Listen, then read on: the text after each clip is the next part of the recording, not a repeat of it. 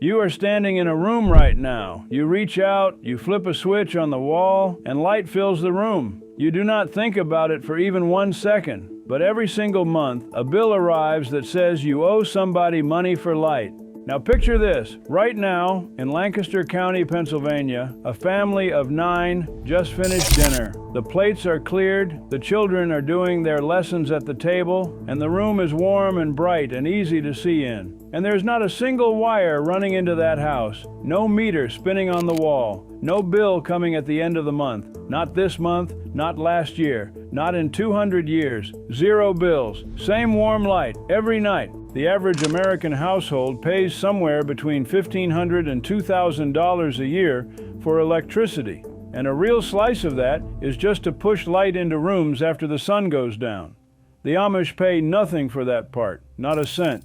And the system that makes it possible costs about $5 in parts you almost certainly already have in your kitchen and your recycling bin this very minute.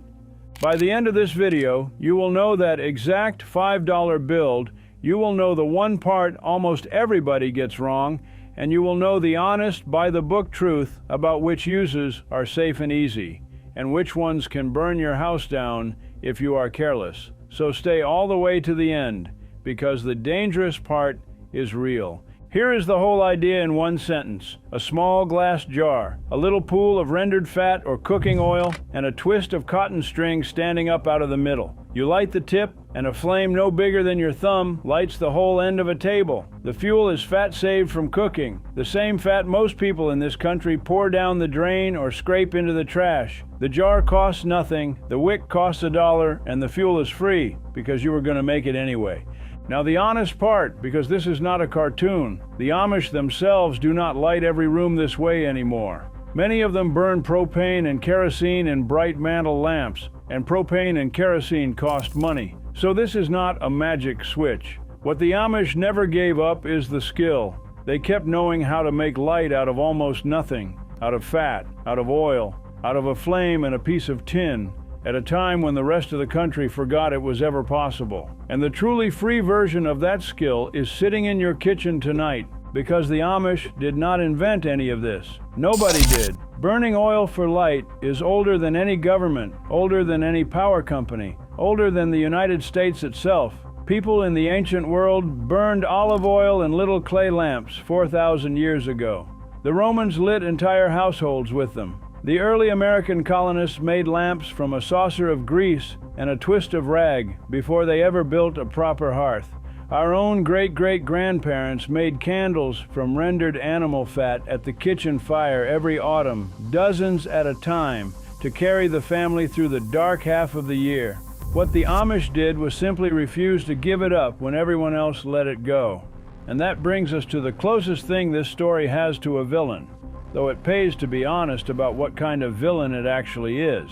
Starting in the 1880s, the electric light arrived in the big American cities, and it was genuinely wonderful, brighter, cleaner, and far safer than an open flame. But the electric light came with something the candle and the oil lamp never had. It came with a wire, and the wire came with a meter, and the meter came with a bill. For decades, that wire only reached the cities because stringing line out to scattered farms did not pay. Then, in 1935, the federal government created the Rural Electrification Administration, and over the next 20 years, line crews pushed electric wire down nearly every dirt road in the country. By the 1950s, the homemade lamp had all but vanished from the American farmhouse, not because it stopped working, but because somebody was now selling something else.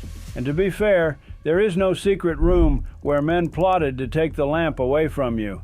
There did not need to be. The market simply rewarded the thing that could be metered and billed, and quietly forgot the thing that was free and could not.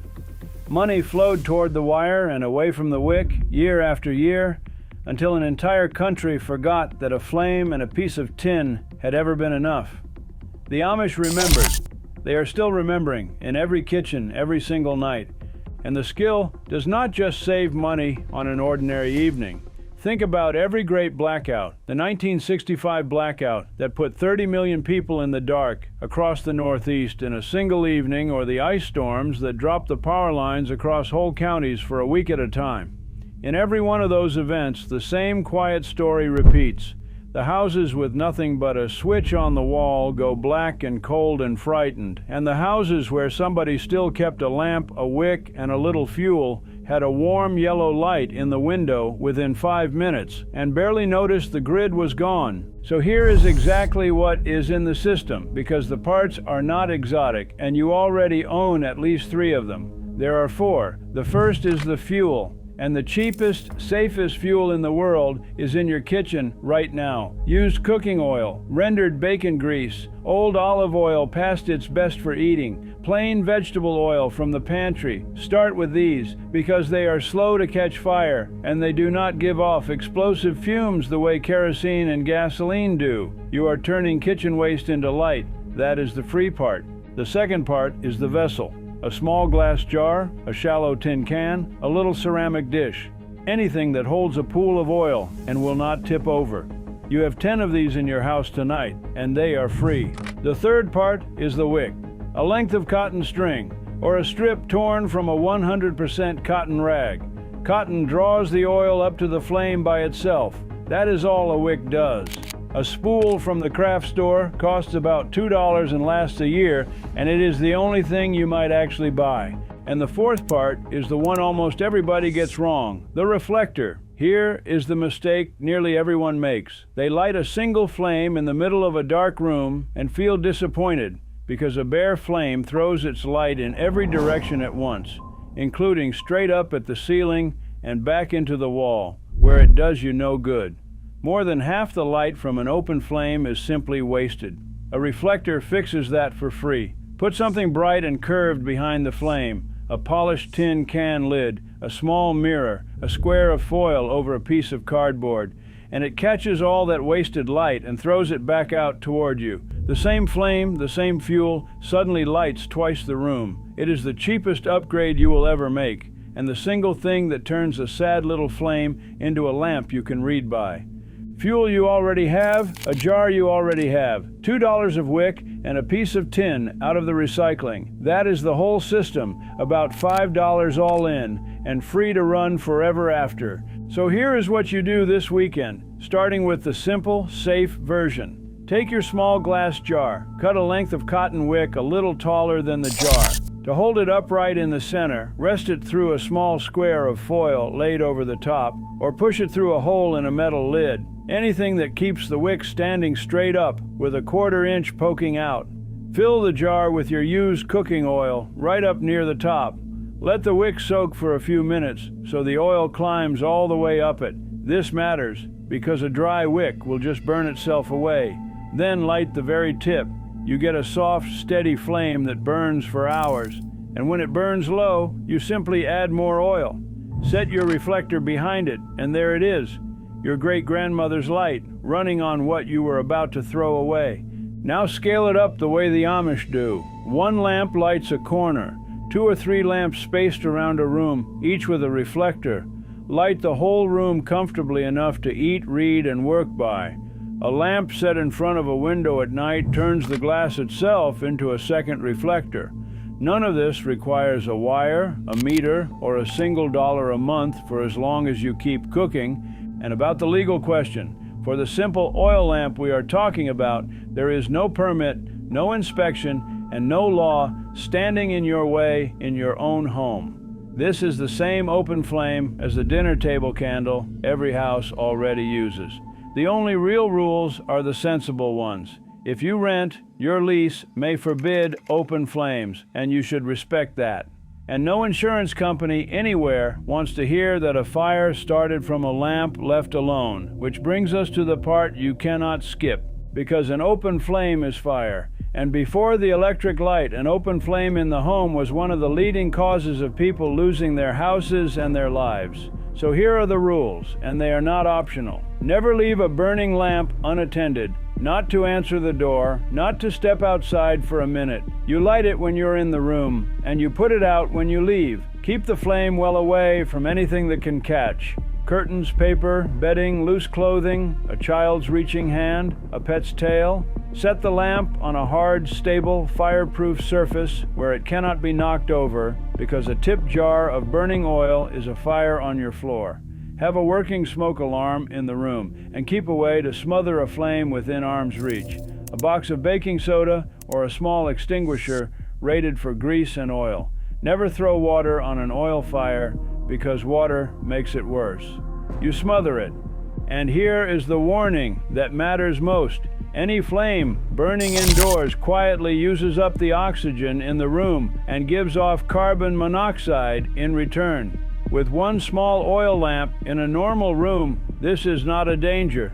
But the moment you scale up, several lamps, a closed-up room in winter, a small space, or you start burning kerosene, which gives off far stronger fumes, you must have ventilation, and you should have a carbon monoxide detector on the wall. Carbon monoxide has no smell and no color, and it kills people in their sleep every single winter. A $10 detector is not optional once you are burning more than a candle's worth of flame indoors. And one pointed warning, because this mistake can blow up a house: never put gasoline, camp fuel, lighter fluid, or any unknown liquid into a homemade lamp. Those fuels give off explosive vapor at room temperature, and a homemade wick lamp is not built for them. Cooking oils and rendered fat are the safe place to start, precisely because they are hard to ignite by accident and do not explode. Stick to them. If you ever move on to a real kerosene lamp, you buy one designed for it, use the correct fuel, and read every word of the instructions. So enjoy the savings on a quiet evening with one small oil lamp and almost no risk at all. And treat anything bigger than that as the serious, by-the-book project that it genuinely is. Because for most of us, raised on the idea that light comes from a switch and a switch comes from a bill, the notion that a jar of old cooking oil and a piece of tin could push back the dark feels somewhere deep down, like cheating. It is not cheating. It is just the thing your family knew how to do for 1,000 years before somebody decided it would be more profitable if you forgot. So here is where we leave it. You stood in your room at the start of this video. You flipped a switch, the light came on, and a bill came with it. And until tonight, you did not know that the oil you were about to pour down the drain could light that same room this weekend for about $5 using a flame older than the country you live in. You did not know because nobody told you. And nobody told you because nobody in the chain between you and that light makes a single dollar from you making it yourself. But now you do know. So tell me one thing in the comments. Did you grow up in a house, or did your grandparents have a house that still used oil lamps, kerosene lanterns, or candles for everyday light? Tell me what state and what year. Every one of those memories is how this knowledge gets carried to the next person. If this is the kind of recovered knowledge you came here for, subscribe and stay. Because next week we are looking at the $35 copper coil an Amish blacksmith uses to make free hot water from nothing but the sun and a south-facing window. Until then, go find that jar of old cooking oil. Save it instead of pouring it out. And remember this: the light was always free. They just stopped telling you how to make it.